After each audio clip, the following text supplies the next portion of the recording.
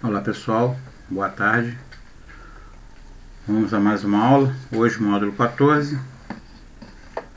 No segundo ano vamos falar sobre geografia dos fluxos migratórios brasileiros. Vamos direto a ela.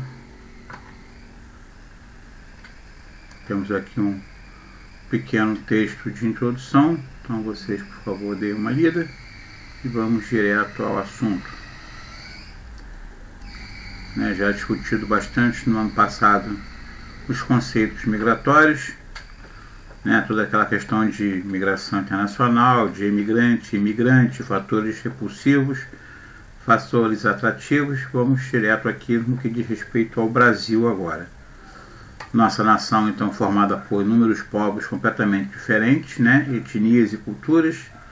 Tivemos bastante influência, na formação da população brasileira.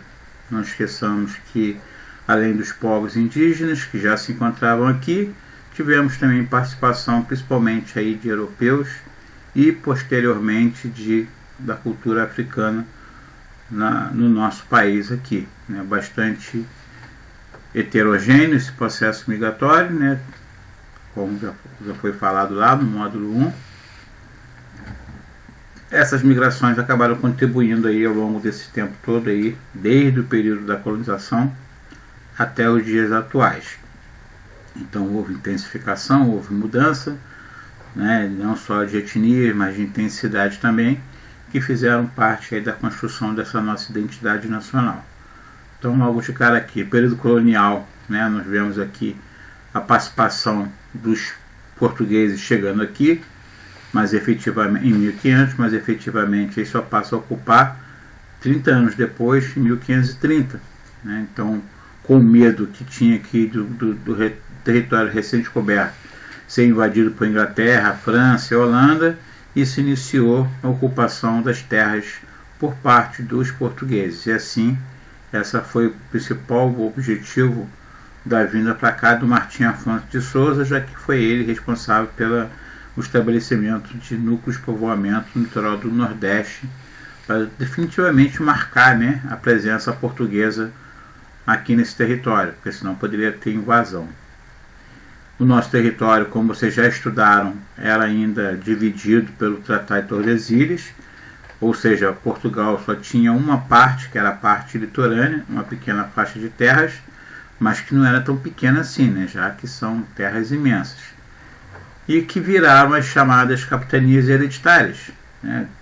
O rei de Portugal ele dividiu essa terra toda para que pessoas da confiança dele, nobres portugueses, vinham para cá com a tarefa de administrar e desenvolver a região. Esses administradores, durante um bom tempo, foram aquele primeiro fluxo de imigrantes no nosso país, que cresceu posteriormente com a divisão dessas capitanias em lotes menores, que era para poder acontecer o plantio da cana-de-açúcar com maior eficácia. Então aí nós tínhamos a introdução das famosas plantations. Durante bastante tempo a cana foi bastante usada, foi o nosso primeiro produto agrícola cultivado na colônia portuguesa. Não esqueçam, muita gente faz uma confusão danada e fala que a primeira coisa aqui foi o pau-brasil, o ciclo do pau-brasil. Mas não esqueça que o pau-brasil ninguém cultivou, ninguém plantou, não existia silvicultura, não teve a silvicultura de pau-brasil. O português, quando chegou, já estava. E quando a gente fala na agricultura, é o que foi plantado. Então a cana, sim, foi o primeiro produto a ser cultivado aqui. Então como a cana-de-açúcar se deu muito bem aqui no nosso território, principalmente ali na região do Nordeste ali, por causa do calor, o solo, isso atraiu bastante gente para cá, interessada nesse aumento do consumo aí de açúcar na Europa, e motivava a vir para cá para poder ter essa riqueza, já que na Europa não tinha cana-de-açúcar, não esqueçam disso, então boa parte do açúcar da Europa ele vem até de outros produtos, como a beterraba, por exemplo. Eu fico só imaginando vocês aí, imaginando o açúcar vermelho, Claro que não é. Nosso açúcar não é marrom, não é verde escuro, para ser igual ao caldo de cana. Então fica bem da mente de vocês saber porque que ele é branco aí. Continuando aqui, a produção que se teve seu auge entre os séculos XVI e XVII estimulou o aumento do fluxo de imigrantes no país, com destaque para os portugueses, senhores de engenho e pequenos agricultores pobres que vieram para cá. E também, claro, né, os africanos considerados aí imigrantes aí forçados para trabalhar como escravos. Mas se a gente for olhar a entrada desses imigrantes durante todo esse período, foi muito pequeno se quando a gente vai comparar com os séculos posteriores, que vão ser o século XVIII e o século XIX, né, quando esse fluxo migratório foi muito maior ainda.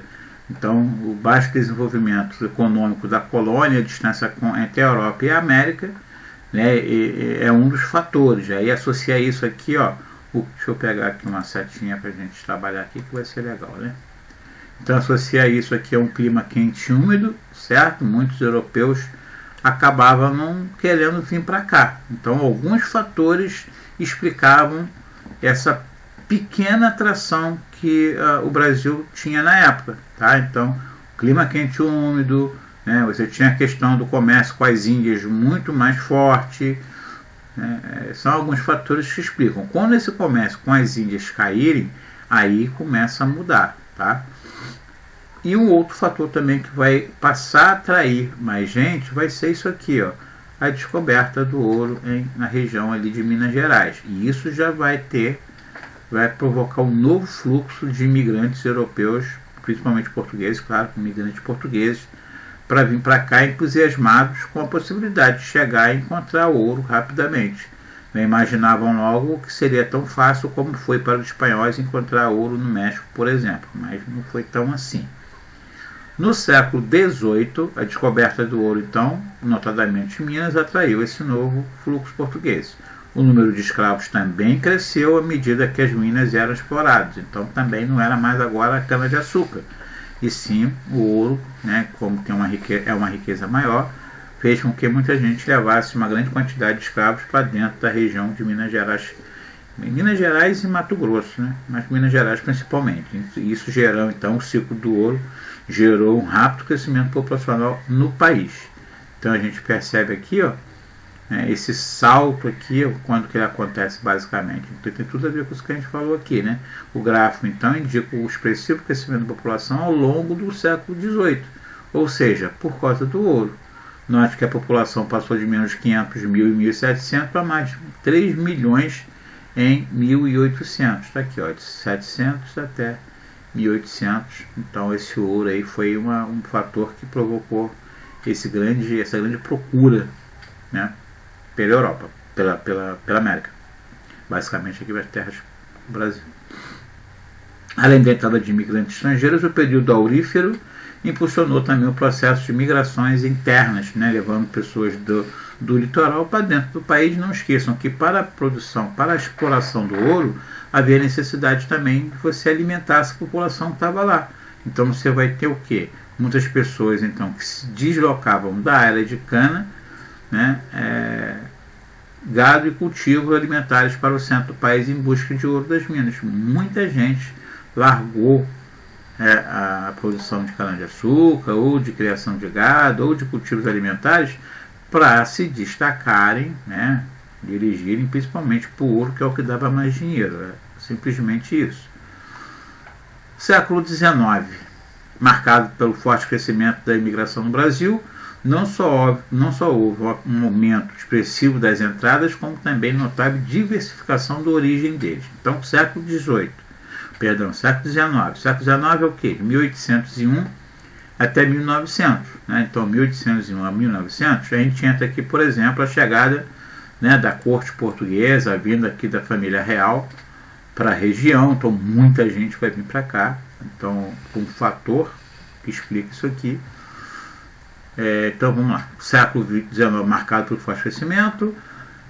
Não só, além de portugueses, o país passou a receber italianos, alemães, franceses, holandeses, espanhóis, japoneses e outros povos diversos de diversos países e de regiões do planeta também. Então, como eu falei, um grande boom, né, foi essa que estimulou muita gente a vir para cá, foi a chegada aqui da corte portuguesa, porque se a corte portuguesa está aqui, muita gente vai vir atrás, né, disso porque voa com eles que vai ter melhorias naquele país. É basicamente isso, né?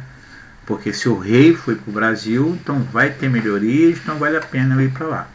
E assim fizeram. Quando a gente fala a família da vida real, né, não é só a família real que veio, muita gente.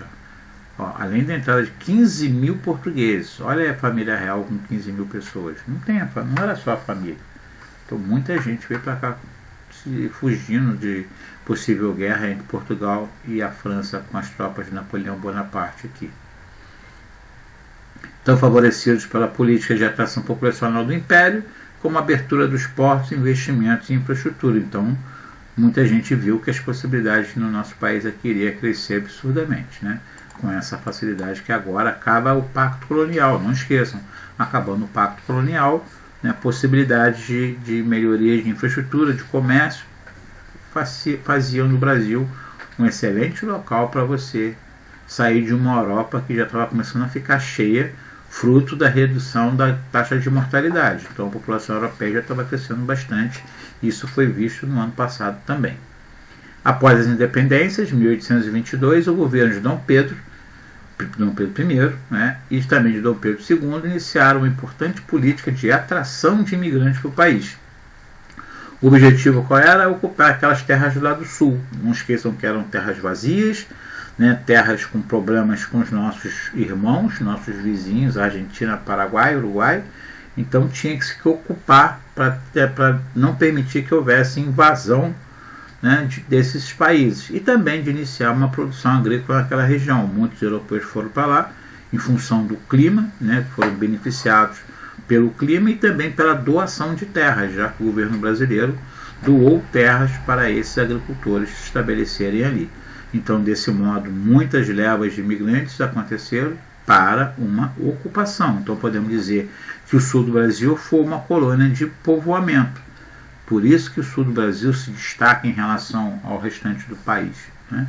Porque lá não teve colonização e exploração, e sim de ocupação para povoamento.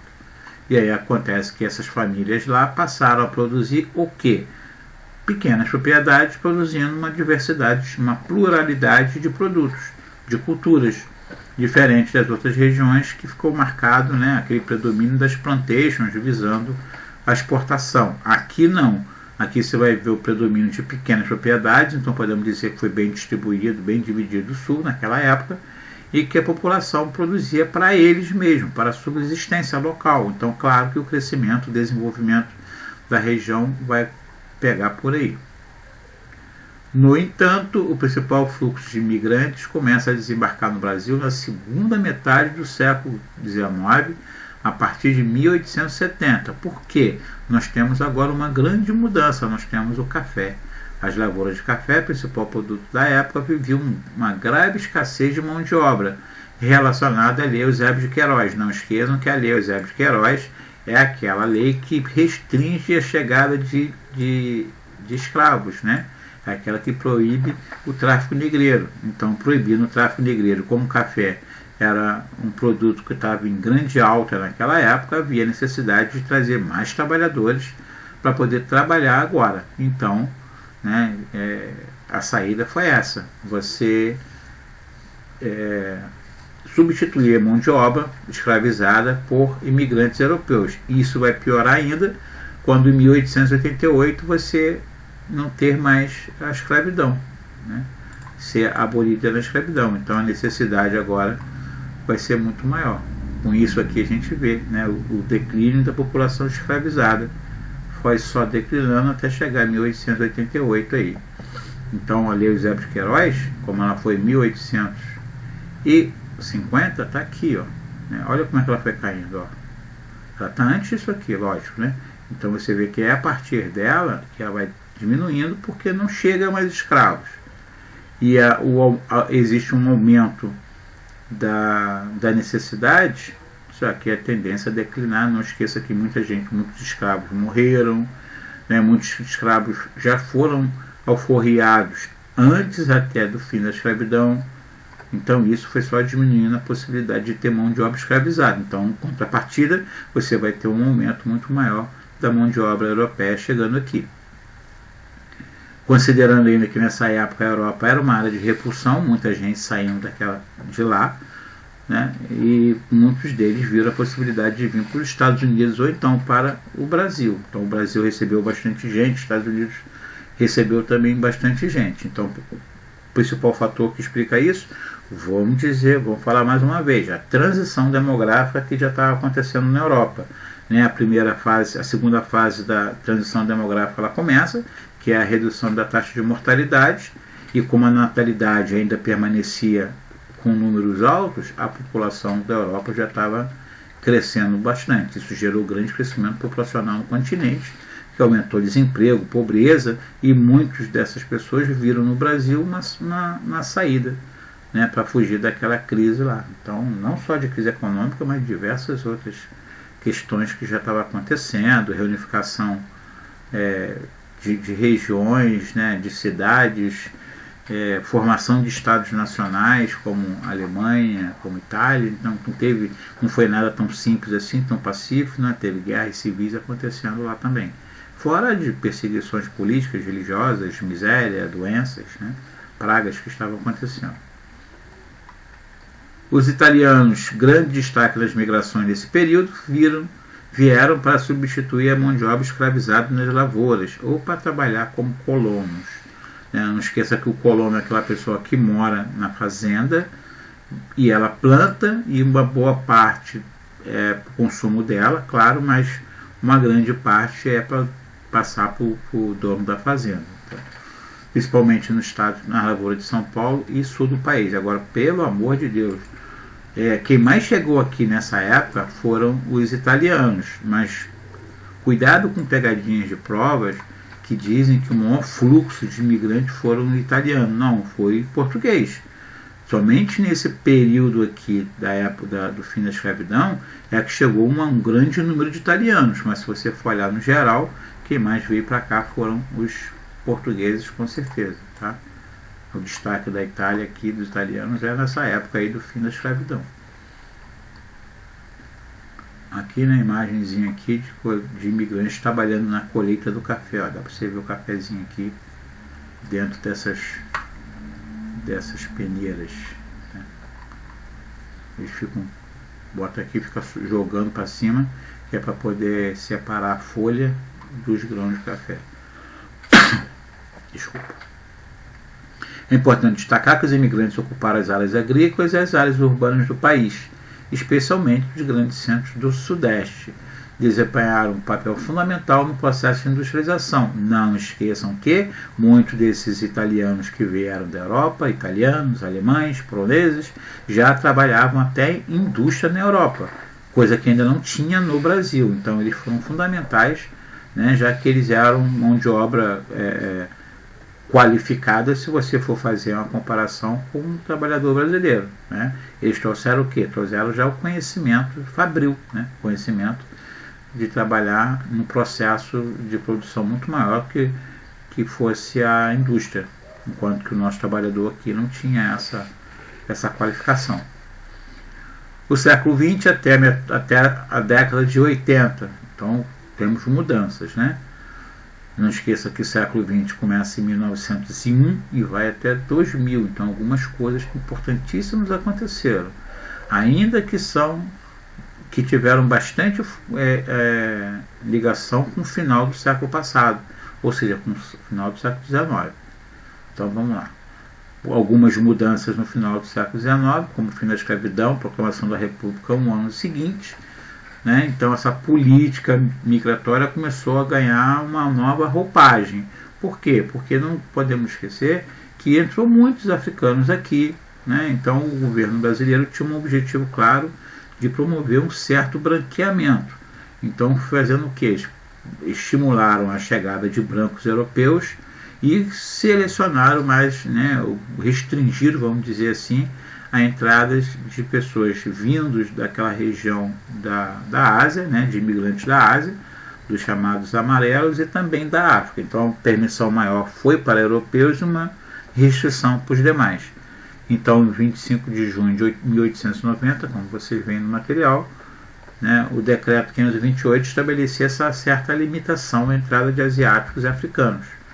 totalmente livre a entrada de pessoas aptas para o trabalho que não estejam sujeitos à ação penal em seu país, excetuando-se os indígenas de Ásia e África. Então lá, aqueles que vêm de lá, eles estão fora dessa entrada livre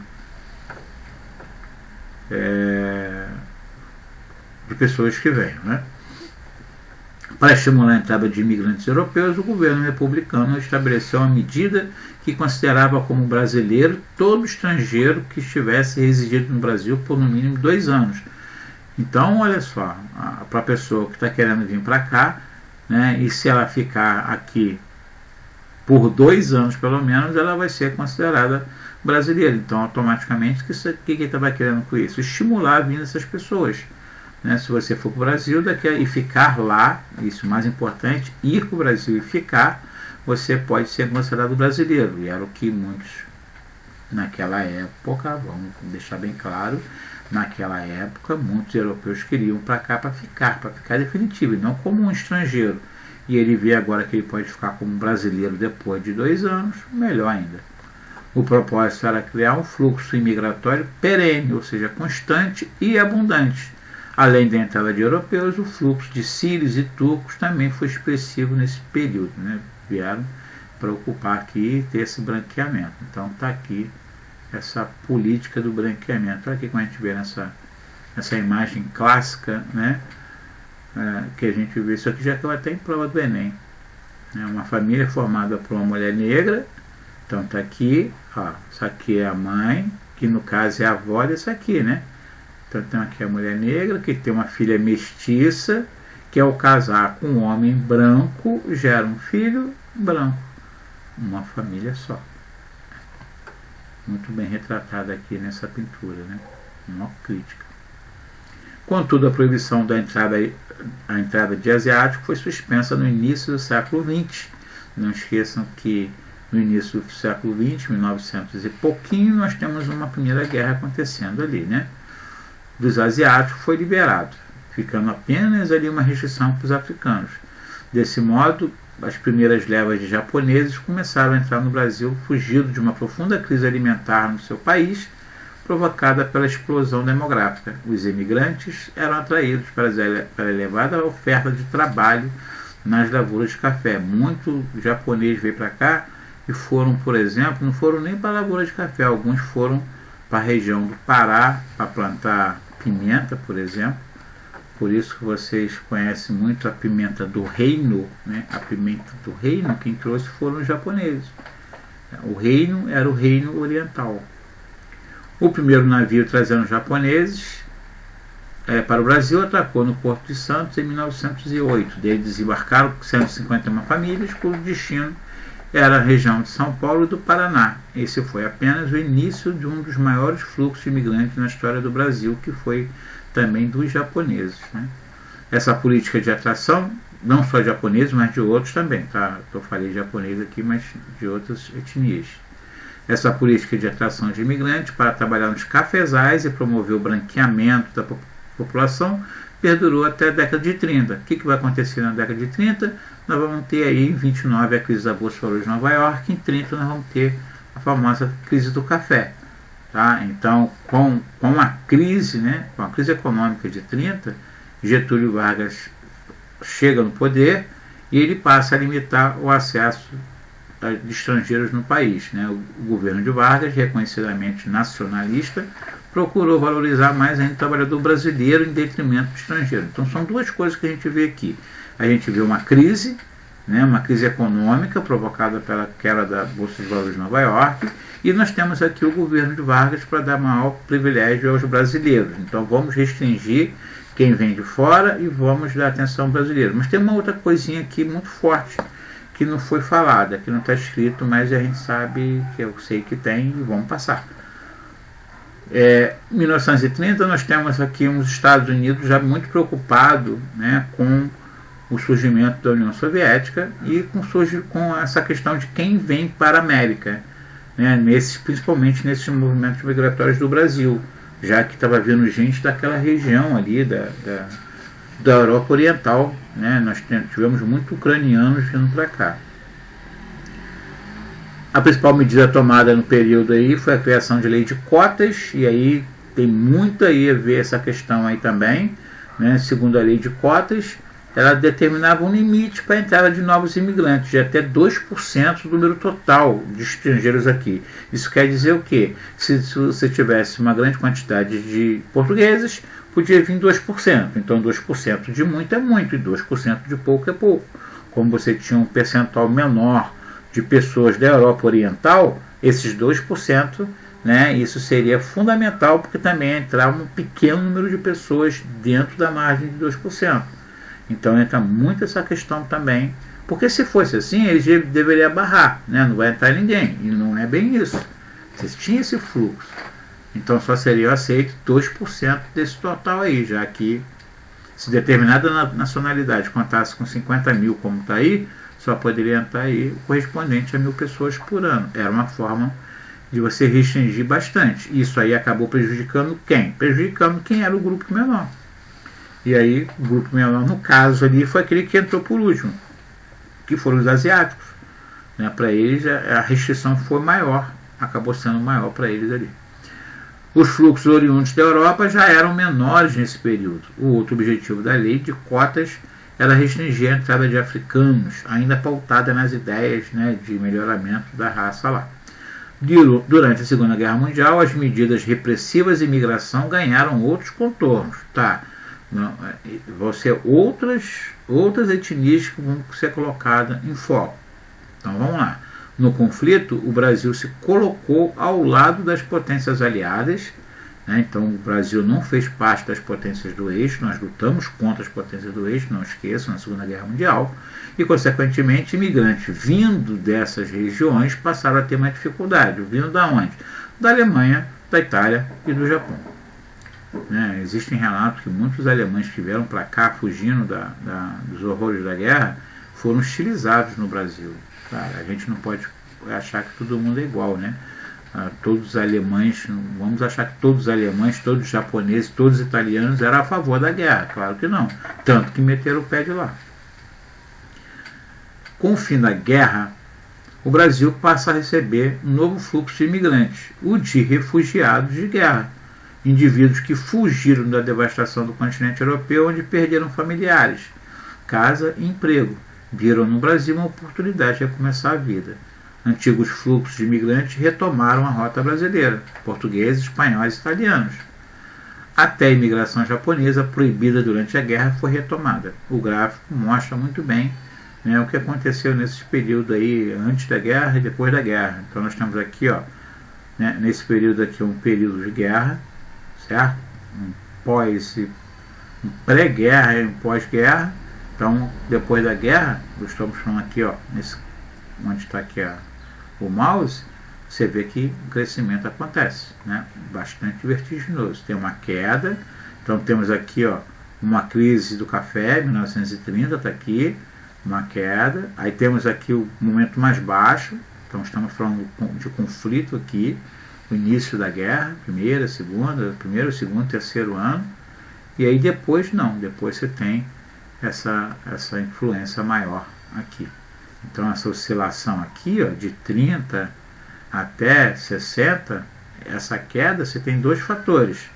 Você tem a lei de cotas, né, os 2% lá, e você também tem a questão da Segunda Guerra Mundial, e aí começa um desenvolvimento urbano e industrial, fazendo com que haja um crescimento, uma retomada desse crescimento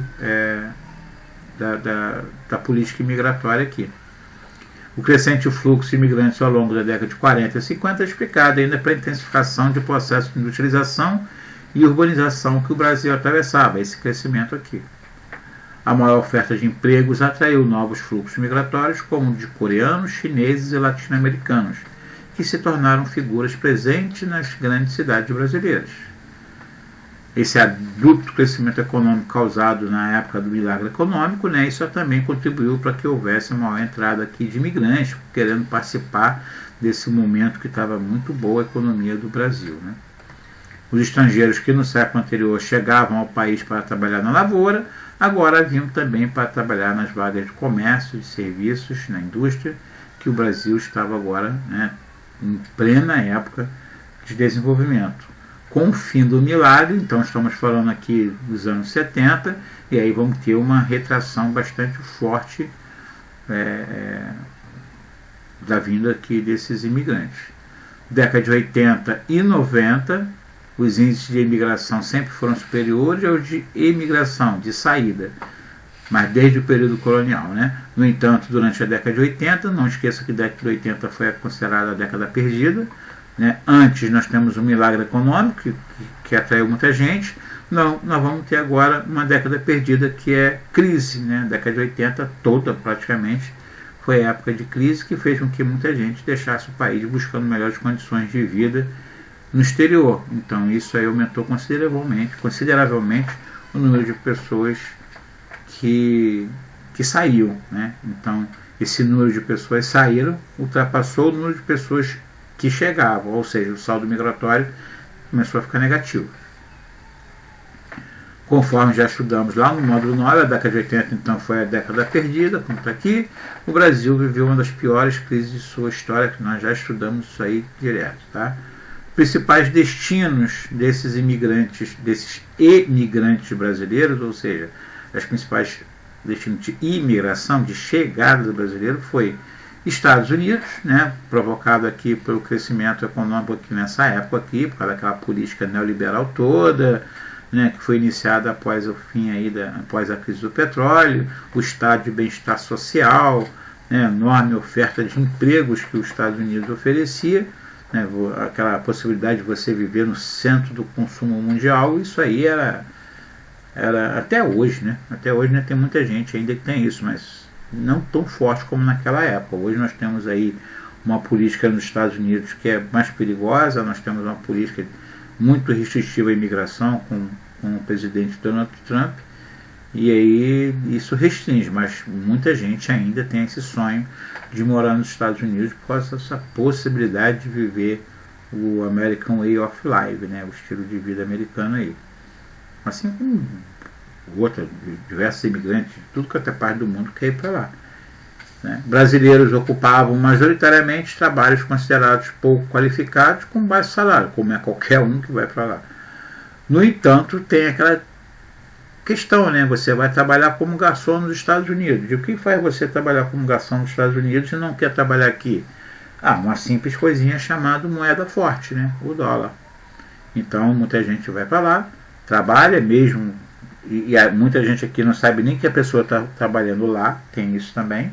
Às vezes a pessoa está lá trabalhando no posto de gasolina, está lá trabalhando como gari, como lixeiro, para ganhar um pouquinho de dólar e mandar para o Brasil, né, para sua família. Aí esse dinheiro acaba, o que ele quer? Essa pessoa está querendo fazer? Ela não está querendo morar lá para sempre, ela está querendo fazer um pezinho de meia. Então ela vai mandando dinheiro e assim depois a ideia dela é retornar para o Brasil, né, para poder, passou um tempo lá acumulando dinheiro de repente para poder fazer uma casa aqui, comprar uma casa para a mãe. Uma vez que conseguiu, aí retorna, né, com uma ideia de, vamos dizer assim, de juntar dinheiro mais rápido, mandando dólar para cá e esse dólar sendo convertido em real.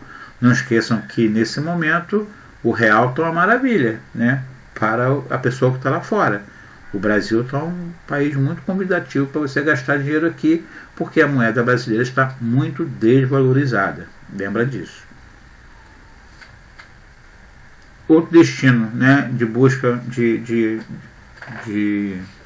atração para esses brasileiros que saíram, a Europa no pós-guerra. Não esqueça que no pós-guerra nós temos um continente em processo de recuperação econômica, e aí muitos imigrantes de suas ex-colônias foi permitido a essas pessoas, né, que tivessem uma ligação histórica com os países da Europa, a irem para lá para ajudar na reconstrução do continente europeu. E nós temos aí 1980, nesse período de 80, 90 e até 2000, um processo de envelhecimento muito acentuado na Europa.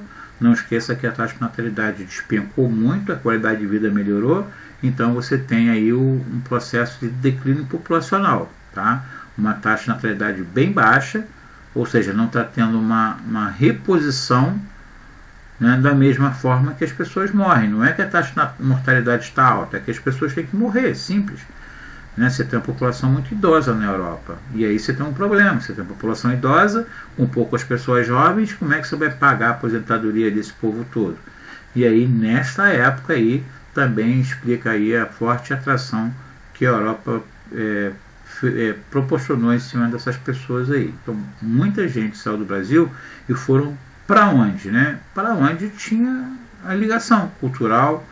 Então, muitos descendentes de alemães aqui foram para a Alemanha, né? Pessoas foram para Portugal por uma questão de língua, uma questão de religião, uma questão de cultura muito mais perto.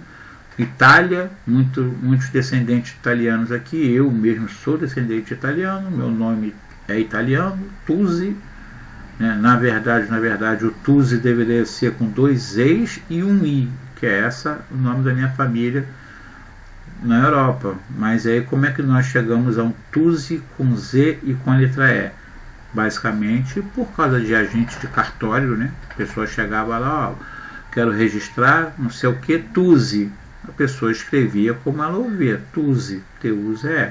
E quando na verdade não era Tuzi, era Tuzi, né? E aí vai muito com a pronúncia, né? Por isso que vocês até hoje ainda encontram nome de pessoas com nomes estranhos, né? E aí as pessoas pediu a gente do cartório para botar o nome, mas ao invés de escrever um nome, só falava, e o cara botava do jeito que ele ouviu. Então, o Osto, bota o nome do meu filho de Osto. Eu já conheci o Osto até com U-O-S-T-O. O Osto. E aí? O S não, o O, né? Falei certo, né? O Osto, Falei, não é Usto, não, o Osto. E aí depois que já estava em casa com a certidão de nascimento, eu olhava, tá estranho isso aqui, agora já foi feito. Não muda. Naquela época não mudava. Você pode mudar seu nome aí a hora que você quiser. Mas naquela época não.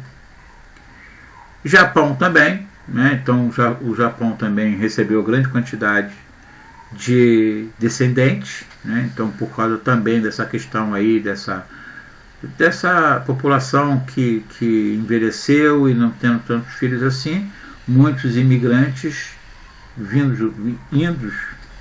indo do Brasil para lá, né? Que são chamados decassegues, que são aqueles herdeiros, né? Que tem ligação direta. Se a gente for olhar assim, aí então os decassegues, né, a permissão de decassegues trabalhar no Japão é uma seletividade que o japonês faz, né? Só pode entrar quem é descendente japonês. Isso aí acho que é uma forma até, sei lá, eu acho que até pior do que a dos Estados Unidos, de selecionar quem pode entrar e quem não pode, né? Claro que esses decassegues vão trabalhar em quê? Naquelas funções mais baixas também do que a população de lá. Esse grande fluxo de brasileiros indo para lá vem aí de um período de grande prosperidade que o japonês passou, que o Japão passou, né, de forte industrialização, oferta de emprego, qualidade de vida. Muita gente está lá até hoje. No entanto, assim como nos Estados Unidos, os brasileiros enfrentavam grande jornada de trabalho e recebiam baixos salários. O decassegue acaba trabalhando muito na parte da operação, né, da fábrica, né, ele é operário apenas. Segundo o Ministério das Relações Exteriores, o número de brasileiros vivendo fora do Brasil cresceu, né, mais de 1.800.000 pessoas só em 2001. Hoje são mais de 3 milhões que vivem aí nos Estados Unidos, Japão e diversos países. Agora, lógico, né, contudo, o importante fluxo de imigrantes brasileiros também se movimentaram aqui dentro da América do Sul. Nessa época aí, nos anos 2000, nós temos aí com destaque o Paraguai. Muita gente foi para o Paraguai para quê? Para plantar soja, por exemplo, né? Não tendo terras aqui, foram ao Paraguai. E lá ficaram conhecidos como os brasiguaios, né? Esses brasiguaios, uma esperança, conseguiram terras baratas lá, mas muitos foram expulsos daquela região, né? Os paraguaios botaram muita gente para correr, embaixo de ameaça de morte, aí voltaram para o Brasil, não conseguindo terras. Muitos desses brasiguaios aí entraram nas fileiras do Movimento Sem Terra, do MST, e aí que surge basicamente aí todo esse movimento que já estava começando aqui. Houve o engrossamento dessas fileiras aí desses brasiguais que retornaram ao país. No século XX, né, atualmente, os novos fluxos de imigrantes, de onde que vem? O Brasil é um país que possui uma forte herança migratória, né, toda essa política nossa aqui, toda essa política de boa vizinhança, né, frutos dos imigrantes que aqui chegaram, então provou que o Brasil era um ótimo local disso. Hoje, né, os imigrantes que vêm para cá são de regiões completamente diferentes daquelas que vieram no início. Então hoje nós recebemos muitas pessoas que vêm da própria América Latina, né? Tem muitos haitianos vindo para cá, venezuelanos, fugindo de problemas dos seus países, enquanto no Brasil uma situação melhor do que a deles, então ótimo. Muitos africanos também vindo para cá, a região do Oriente Médio, atrás principalmente, fugindo principalmente de regiões de conflito, né? Aquela região ali da Síria mostra isso, regiões da África também, muita gente fugindo de regiões de conflito. E vindo no Brasil, já que o Brasil é uma maravilha, né? Recebe bem o imigrante, muitos vieram para cá. Agora, existe também a entrada de pessoas que vieram de países ricos, né? Então temos aqui uma parte do texto, segundo o censo 2010, os Estados Unidos e o Japão ocupam os primeiros lugares no número de imigrantes no Brasil. Então não podemos esquecer uma coisa aqui, né? Houve crises econômicas lá? Sim, houve crise econômica lá que motivou muita gente a vir para cá. Mas não esqueça uma coisa, o imigrante estadunidense que vem para cá, muitos deles vêm para cá para trabalhar numa empresa que, pelo fato deles lá terem qualificação, mas só que lá eles são mais um que tem qualificação. Ao vir para cá, eles são pessoas que têm mais qualificação do que muita gente aqui.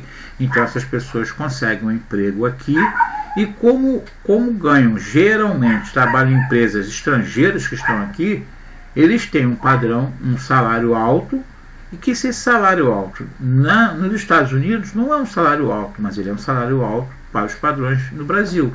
Então ele acaba vivendo muito melhor aqui no Brasil se ele estiver morando nos Estados Unidos. Aqui ele vai ser rico, nos Estados Unidos provavelmente não, tá?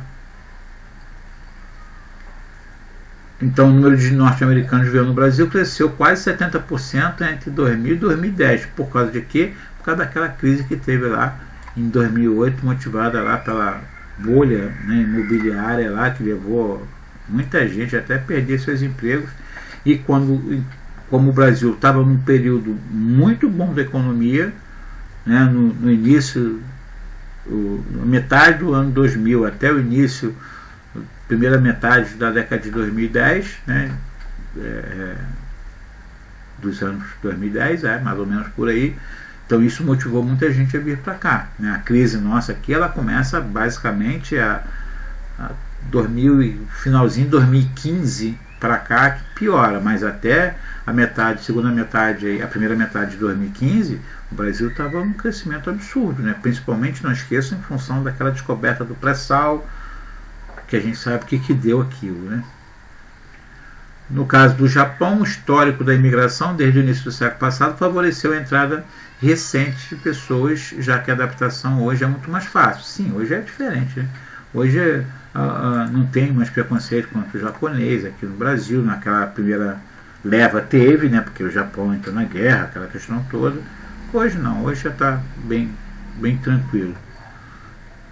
Ainda mais que hoje a nossa cultura tem muita coisa a ver com o Japão, principalmente no que diz respeito à culinária, né? Então tá excelente isso. O japonês que vem para cá e monta qualquer restaurante japonês aqui, ele está bem na vida. É a maior população fora do Japão, ou seja, o Brasil é o que tem o maior número de japoneses, né? Isso acabou fazendo essa proximidade maior com eles, né? E sua cultura já está disseminada pelo país, principalmente na cidade de São Paulo, né? As migrações ao longo do ano 2000 são decorrentes das crises pelas quais o país passou, culminando com a crise mundial de 2008. No Brasil, hoje, temos mais de 40 mil japoneses. Japoneses mesmo, tá? Que vieram de lá. Não é descendente, não. Descendente, então, tem muito mais do que isso aí. Outra migração que tem forte ligação histórica é a de portugueses. A proximidade cultural, principalmente com o idioma, somada com a crise de 2008 que assolou a Europa, fez com que milhares de portugueses viessem para o Brasil. Hoje já é o contrário, né? Hoje já tem muito brasileiro indo morar em Portugal e muitos portugueses que retornaram em Portugal também, né? No caso dos imigrantes latinos, também merece destaque. Em 2015, os principais fluxos vieram de países problemáticos, né? Como a Bolívia, estou querendo marcar com borracha, como da Bolívia, da Colômbia, da Argentina, Paraguai. Argentina não nem tão problemático quanto Bolívia e Colômbia, por exemplo, né? Paraguaios, uruguais e peruanos. E destacadamente, opa, esse aqui é pior, esse aqui sim é problema brabo, né? Dos haitianos, fugindo de crises, né, econômicas que tiveram no seu país. E aí, como nós tivemos lá em 2010, né, aquela questão toda do terremoto, aquela questão, como o Brasil foi para lá com tropas de paz da ONU, isso aproximou mais ainda os dois países, fazendo com que muitos haitianos vissem no Brasil, né, um ótimo local para poder vir melhorar sua vida. Sua mão de obra foi direcionada para atividade de baixa remuneração, como na indústria têxtil e trabalhos informais. Então, é muito comum você ir naquelas lojas de confecção em São Paulo e você vê grande parcela desses imigrantes latinos que trabalham naqueles locais. Olha aqui, ó, olha essa foto. Você vê que as condições de trabalho aqui são horríveis. Repara que esse telhado aqui, ó, a gente vê claramente que esse telhado é telhado de amianto, ou seja, isso esquenta, que é uma maravilha. Olha as condições péssimas aí, ó. Muitos deles, né, existem relatos de trabalho análogo à escravidão, ganham uma miséria para trabalhar o dia todo ali com 14 horas de serviço para poder fazer um dinheirinho. Então tá aqui, ó, esse texto está falando exatamente o que eu acabei de falar das tropas de paz, está aqui, ó, soldados da missão de paz da ONU que foram para o Haiti. Então está explicando isso aqui, tá? O porquê dessa atratividade do Brasil com o Haiti. Aí fala da missão de paz aqui. Eu tenho um bonezinho desse aqui. Tem um amigo que ele é capitão do exército, que mora em Brasília hoje, e ele me deu esse boné da MINUSTAH, MINUSTAH, que foi o nome da missão do Haiti, no Haiti, do Brasil no Haiti. Tem mesmo, gente. Vocês duvidam? No final do vídeo eu mostro para vocês. Eu vou ver se eu acho ali no guarda-roupa, eu mostro para vocês onde é que está isso. Se minha mulher não jogou fora, eu vou mostrar.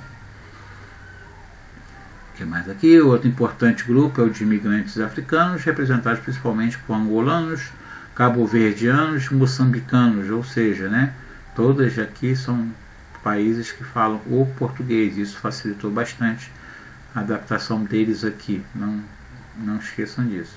Além também de nigerianos, congoleses e liberianos. Os fluxos da África podem ser explicados por diversos fatores, como já falamos diversos aí, miséria, fome, perseguição, né, política, guerra civil, epidemia, desemprego, tudo mais que pode de ruim que a gente vê que assola o território africano. Aqueles que fogem de guerras e perseguições são chamados de refugiados, já que são obrigados a migrar por causa do elevado risco à sua vida em seu país. Atualmente, muitos refugiados têm se deslocado em direção ao Brasil.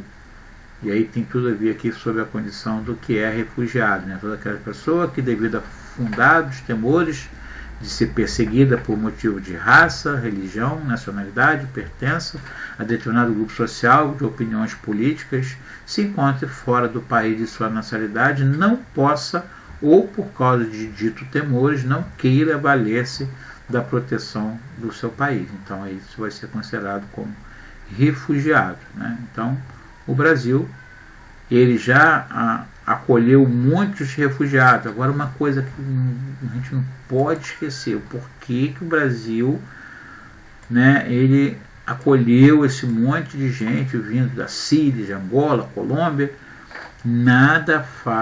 Ninguém, né? Eita, peraí. Nada é feito por acaso. Isso, obrigado. É um coleguinha meu que está falando comigo. Nada é feito por acaso, né? Mandar tropas para o Haiti, mandar tropas para o Timor-Leste, receber os refugiados que a ONU pede para receber, sempre tem alguma coisinha. O Brasil quer porque quer fazer parte do Conselho de Segurança da ONU. Então, para fazer parte do Conselho de Segurança, o Brasil sempre está apoiando tudo que é pedido para quando, se tiver uma mudança no Conselho de Segurança, né, se passar, por exemplo, de 5 para 9 integrantes, o Brasil é um daqueles que quer essa vaguinha aí, não esqueçam. Aqui, uma típica casa síria, né? E aqui a gente vê eles comendo ali, ó, bem em São Paulo, na cidade de Mogi das Cruzes. Mostra esses refugiados. Para eles, né, viver no Brasil com toda a dificuldade que tem aqui é muito melhor do que viver naquela região, né? A gente vê aí bem clássico aí o ex-participante do Big Brother, que foi o Kaysar, o que ele sempre fala, né? Vocês reclamam de barriga cheia, né? Vocês vivem num país maravilhoso. Vai viver lá no meio de bomba caindo na tua cabeça que você vai ver o que é bom. Então a gente tem que agradecer sempre. Eu sempre achei bem fantástica essa fala dele, né? Agradeça todo dia. Para refugiados desses países, o Brasil se tornou uma importante porta de entrada graças ao crescimento econômico recente, que gerou mais oferta de emprego, melhores condições de saúde e maior liberdade política, principalmente. Isso aqui, né? Maior liberdade política e religiosa principalmente, encontrada aqui. Apesar da lei brasileira para o acolhimento de refugiados ser rigorosa, esses fluxos não param de chegar. Outro fluxo específico de profissionais que apresentam melhor nível de escolaridade. Já falei aqui sobre os Estados Unidos, né? Essa mão de obra qualificada, originária de países europeus e latino-americanos, geralmente migra para trabalhar nas multinacionais, que se instalaram no Brasil na década de 50. Também é constituída por empreendedores que vêm estabelecer seus negócios no país, atraídos pelas vantagens oferecidas como grande e crescente mercado consumidor. Então, viram aqui uma forma também de ganhar dinheiro. Migrações internas no Brasil, né? Migrações dentro do Brasil. Temos aqui, vamos falar um pouquinho também, pegando um pouquinho lá de trás. Então, esses deslocamentos acontecem há muito tempo entre municípios, entre estados, entre regiões, né? Essas migrações são mais recentes e geralmente acontecem por causa de desigualdade entre as regiões. Você tem uma região que é mais rica do que a outra, então a tendência é a pessoa sair daquela região mais pobre e se deslocar para mais rica. Então nós temos aqui, a partir de 30, deslocamentos internos se intensificaram, principalmente o que? Entre as regiões, já que você não tem tanta diversificação, né? Quer dizer, já que você antes não tinha tanta diversificação entre as regiões, tanta desigualdade, a palavra correta é essa, com a partir de 30 isso muda. Por quê? Porque você tem agora aquele processo de industrialização acontecendo a partir de 30. E aí quais são as regiões que vai receber maior quantidade de investimento? Vai ser a região sudeste e o sul, né? Que naturalmente, como volto a dizer, foi uma colônia de povoamento, o sul também se destacou, mas no primeiro patamar o sudeste. Então essa desigualdade das regiões vai começar a se acentuar, porque o sudeste recebendo investimento e as outras não, você tem essa diferença. Então aí isso vai provocar bastante esse deslocamento de regiões principalmente para o sudeste. E vai sair basicamente de onde o principal fluxo? Do nordeste. O nordeste foi a principal região de atratividade no Brasil por causa da cana-de-açúcar. Depois disso só perdeu. Tá? Então, desde 30 é uma grande diversificação, tanto de onde para onde, como também de duração, né? de grupos, quem que se deslocou. Então, essas coisas a gente vai falar aqui. De 30 e 40 primeiros fluxos. Né?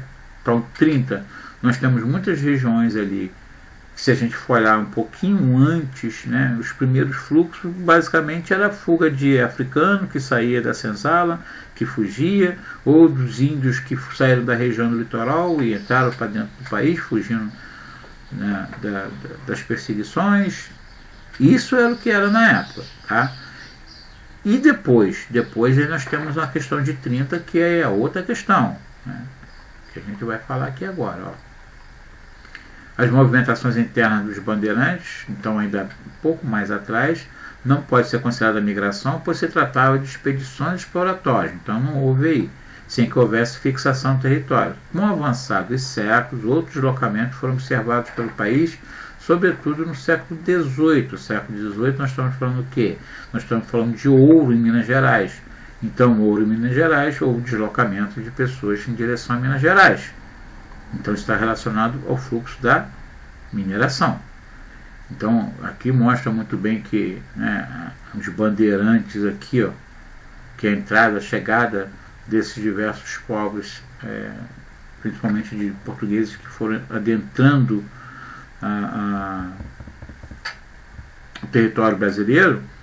E lógico, aqui a crítica que se faz aqui, nesse pintado de vermelho aqui, é que nesse processo de interiorização do Brasil, muitos indígenas foram mortos, né, foram caçados. Então você vê aqui, ó, a figura dos bandeirantes entrando lá atrás, são indígenas que estão lá atrás, amarrados, né, sendo puxados aí, ó. Mas vamos lá. Consideraremos a década de 30 como o marco inicial das migrações internas. O fluxo de entrada de imigrantes diminuiu nessa década, abrindo espaço para o deslocamento interregionais, ou seja, havia necessidade de mão de obra, então muita gente vai se deslocar internamente, já que houve aquela política de cota, né? É importante lembrar que a industrialização brasileira ganhou impulso nesse período, gerando, portanto, profundas alterações no espaço interno. Como eu falei, né, onde que se investir em quê? Então nós tínhamos alguns pontos produtivos e outros não. Então, ao longo desse período aí, né, a gente vai ter uma mudança bem trágica. Por quê? Porque antes, o que nós tínhamos no Brasil eram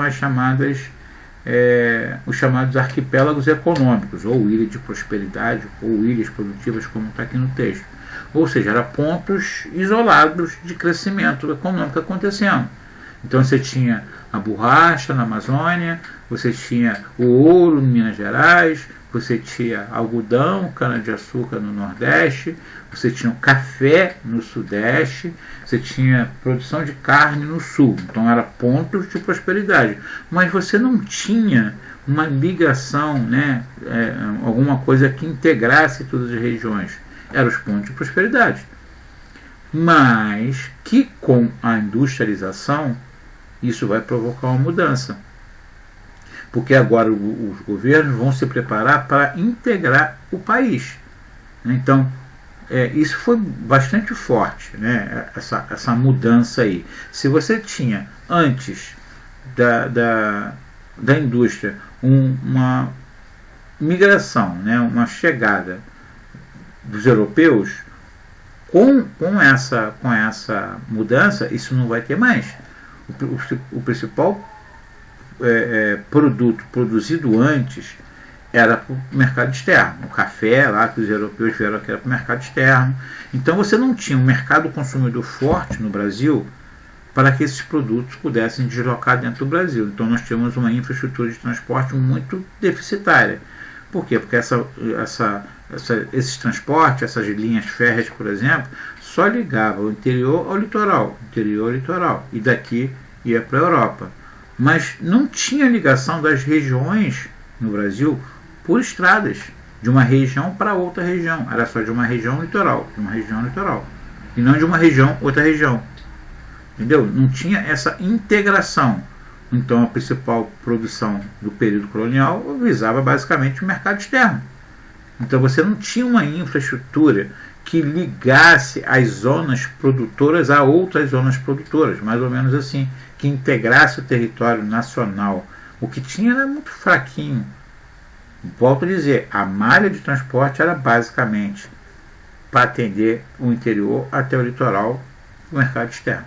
Então era muito fraco. Então deveria ter o quê? Um plano que juntasse, né, que unisse, que integrasse mais ainda o território nacional.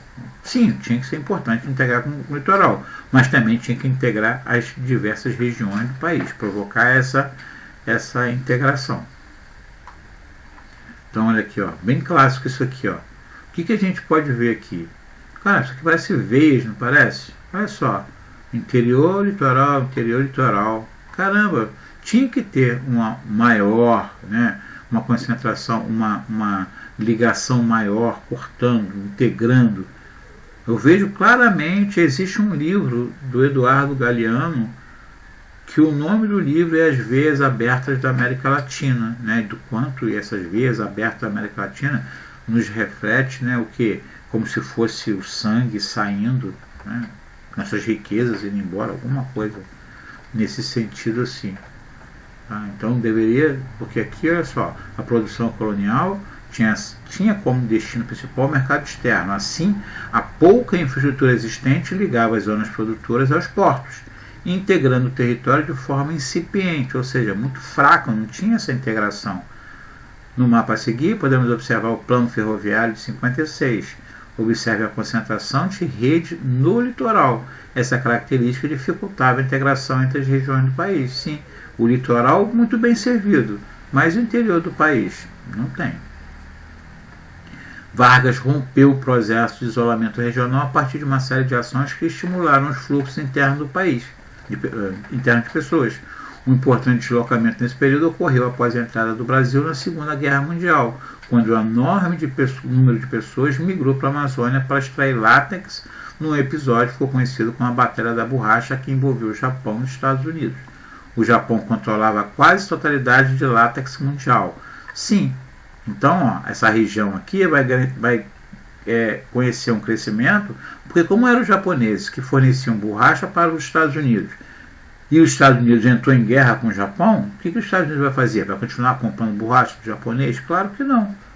E aí vai comprar da onde? Daqui do Brasil. Então, boa quantidade de borracha aqui das seringueiras da Amazônia, nós ganhamos bastante dinheiro nessa época aí.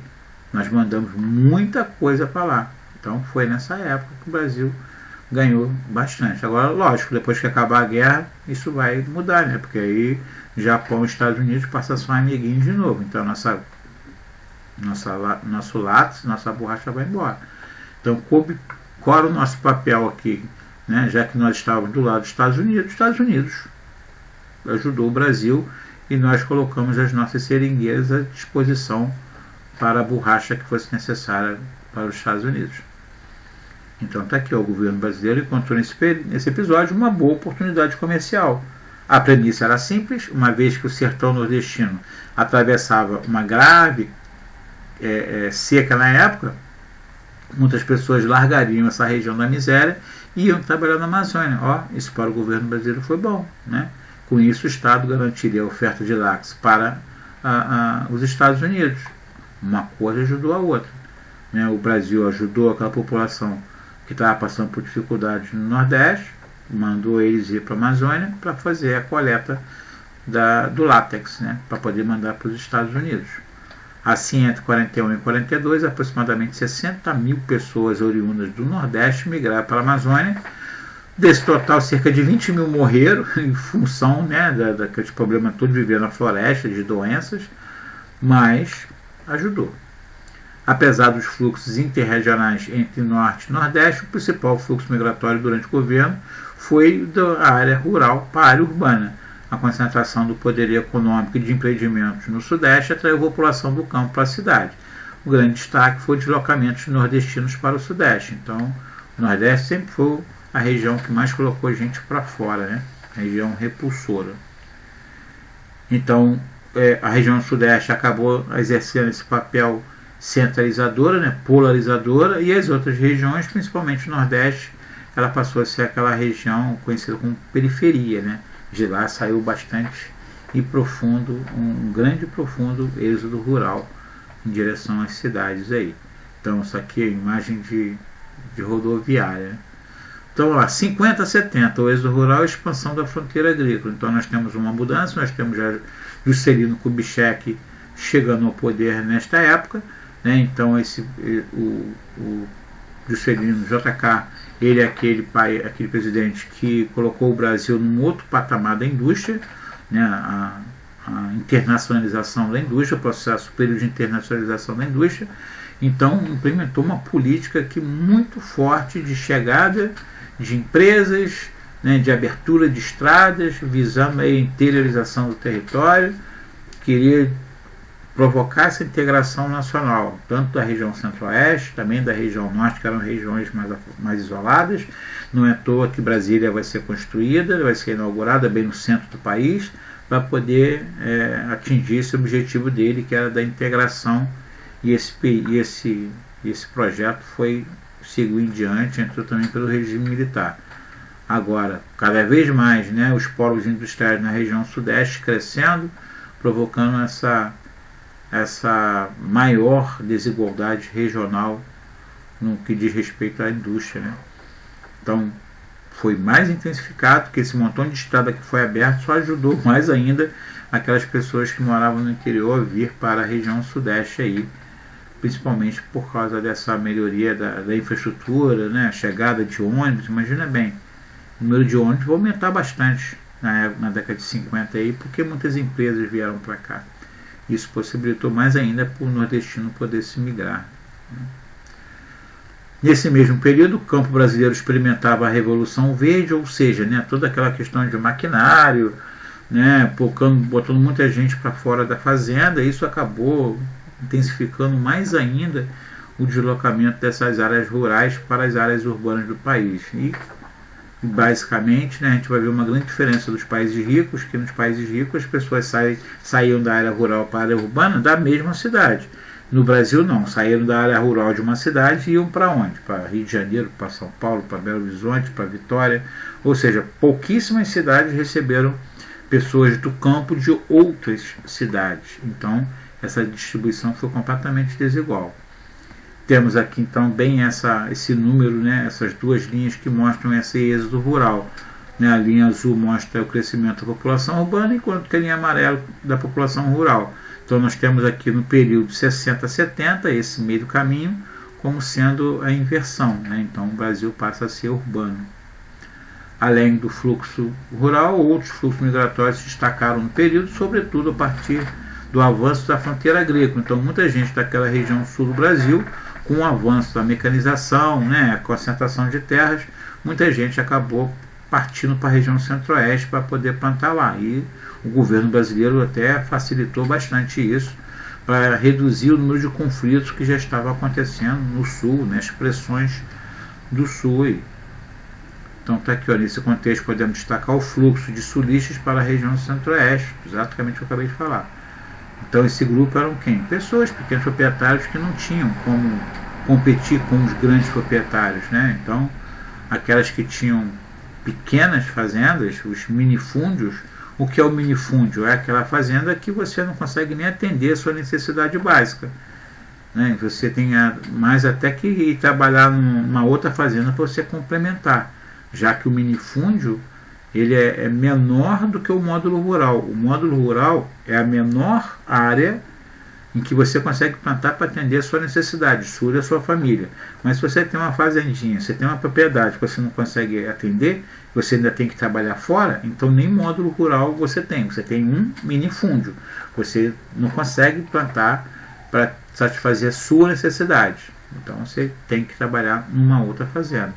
Então o dono desses minifúndios acabavam largando essas terras para lá, porque não conseguiam competir com outros proprietários de terra e eram obrigados a ir para cada vez mais longe. E aí com isso o governo federal ele acabou incentivando a ocupação da região centro-oeste por parte desses fluxos de pequenos proprietários aqui.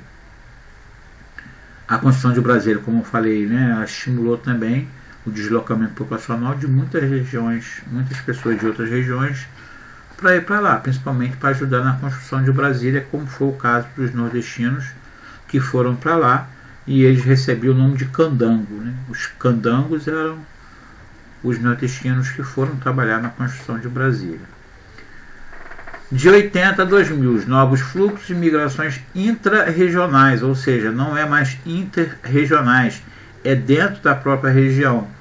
Então, até a década de 70, os principais fluxos migratórios brasileiros eram determinados pelas discrepâncias, ou seja, pelas diferenças econômicas entre os espaços rurais e urbanos e pelo processo de mecanização do campo. A partir da década de 80, novos fluxos são observados, não mais orientados apenas pelo êxodo rural ou pelo avanço da fronteira agrícola, mas também entre cidades de uma mesma região, ou seja, de repente você tem cidades próximas a grandes centros que estão se tornando mais atrativas, né? Então estamos falando de perdas econômicas, né? Você tem que olhar isso. Então, de repente, muitas cidades elas perderam indústrias foram buscar em cidades próximas salários mais baixos, impostos mais baratos, e isso aí a gente vai ver essas migrações dentro da região, né, e não mais de uma região para outra, como os nordestinos vindo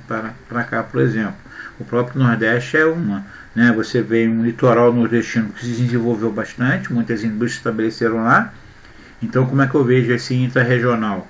Pessoas saindo do sertão, que iriam para São Paulo, não mais vão para São Paulo, saem do sertão e vão para a Zona da Mata, no litoral. Ou seja, continuam dentro do Nordeste, mas se deslocaram, né? Saíram do sertão, saíram do Agreste, por exemplo, e foram para a Zona da Mata. É necessário ressaltar duas conjunturas que propiciaram essas mudanças nas migrações internas. Uma, a crise econômica, né, da década perdida, da década de 80, que estimulou as migrações de brasileiros para outros países, ocasionando a redução das migrações internas. Então, são duas coisas. Muita gente foi para fora, então aumentou a migração externa, mas acaba diminuindo a interna. E a outra, a retração na absorção dos imigrantes pelas grandes metrópoles brasileiras. As cidades grandes já estão saturadas, não conseguem mais atrair tanta gente, né? Já está inchada a cidade. E aí o que acontece? Muitas pessoas que foram para a cidade grande viram que agora era melhor voltar para a sua cidade, a chamada migração de retorno. Então isso acabou fazendo com que muita gente que estava pensando em sair do Nordeste, por exemplo, e ir para São Paulo, quando vê que muita gente já está até voltando, faz o quê? Pô, vou fazer o que para lá? Né? Se já está começando os problemas lá, eu não vou. Então isso pode explicar também a redução desses movimentos internos. Tá? Então, tanto que está aqui, ocasionando a redução das migrações internas.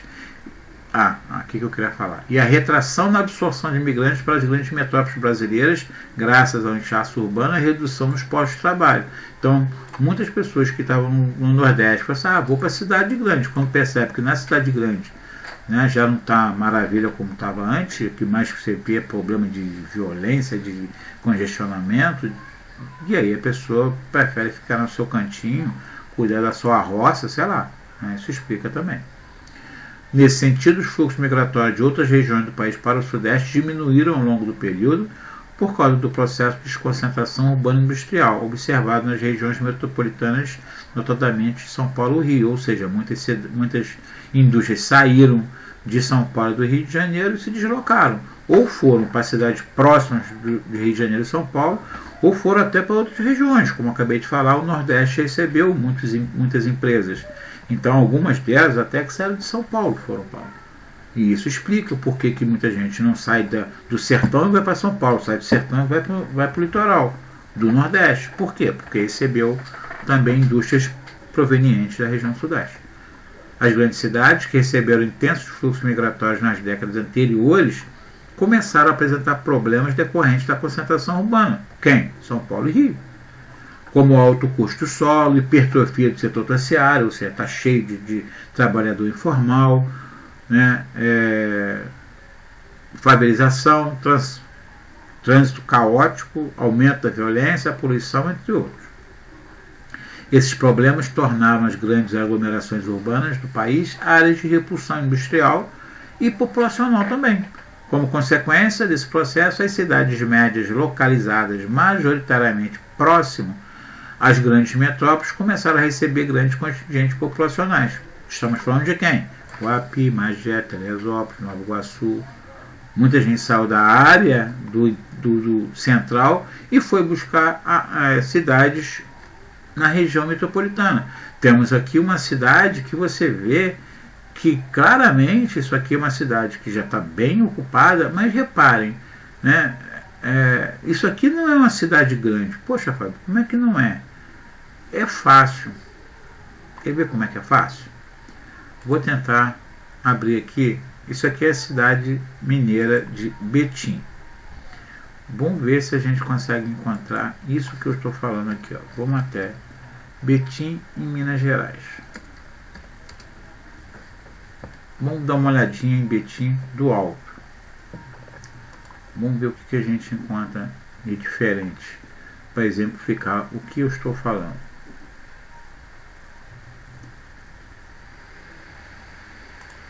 Aqui é a cidade de Betim. Vamos lá. Então tá aqui, ó. Essa é a cidade de Betim. Né? Essa cidade de Betim. Isso aqui é Betim. Se eu puxar o mapa aqui, repare. Betim faz parte da região metropolitana de Belo Horizonte. E se eu não fizer isso, fica parecendo que é tudo uma coisa só, né? Por quê? Porque aqui tem a conurbação, ó, a famosa conurbação. A cidade de Contagem, a cidade de Betim. Tá junto, ó. Dividido apenas por aqui, ó. Aqui que é a divisa. Mas o que eu quero chamar a atenção de vocês é o seguinte, ó. Aqui, portanto, é a cidade de Betim. Vamos nos aproximar de Betim? Estamos nos aproximando de Betim. O que eu quero chamar a atenção de vocês é que, tal como naquela imagem, que a imagem é essa aqui, vamos botar mais ou menos aqui, então temos aqui, vou botar a imagem mais ou menos aqui, deixa eu afastar um pouquinho, virar um pouquinho aqui assim, eu acredito que eu vou ter uma imagem bem parecida.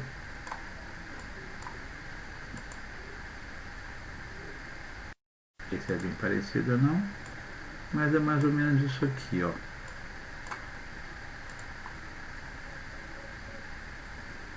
Deixa eu ver.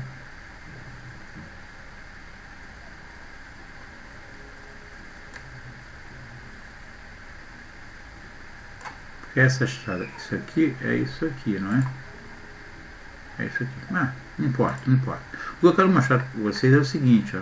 Reparem que nós não temos aqui prédios altos, tal como é em BH.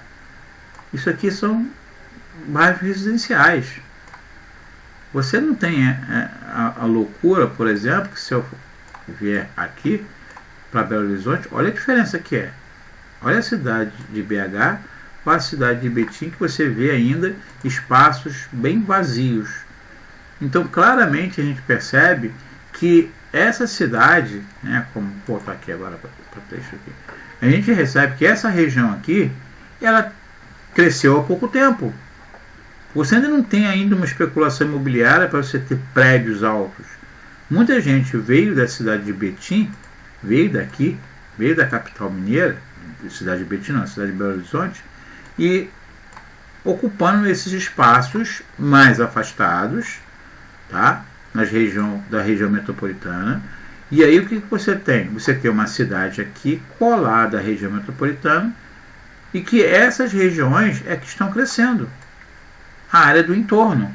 Então muitas empresas estão saindo de BH ou do Rio de Janeiro ou da cidade de São Paulo e indo para a região do entorno. E aí quando eu venho e eu procuro a minha região, né, quando eu saio daqui e eu vejo que Guapimirim está muito perto do Rio de Janeiro, que está aqui, aí eu vou entender isso que eu estou falando. Porque eu tenho um monte de empresas que saíram daqui do Rio de Janeiro e foram para onde? Nilópolis, Duque de Caxias, Magé, Petrópolis, Teresópolis, Queimados. E se eu me afastar um pouquinho mais, eu vou ver que toda essa região por onde eu estou passando aqui, ó, é a região que vai me levar até São Paulo. Essa aqui é a região conhecida como o Vale do Paraíba. Tá aqui, ó. Tá ali o vale, ó. Aqui é a região montanhosa, aqui é a região montanhosa. Só que é o meio, é um vale.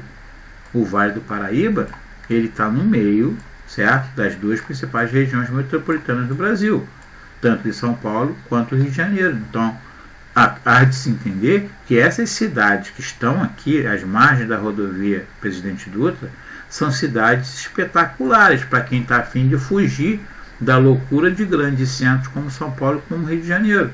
Você vai ter mão de obra mais barata, você vai ter melhor oferta de impostos, porque esses prefeitos dessas cidades aqui estão doidinhos para que as empresas de Rio de Janeiro e de São Paulo saiam de lá e procurem a cidade deles para se estabelecerem.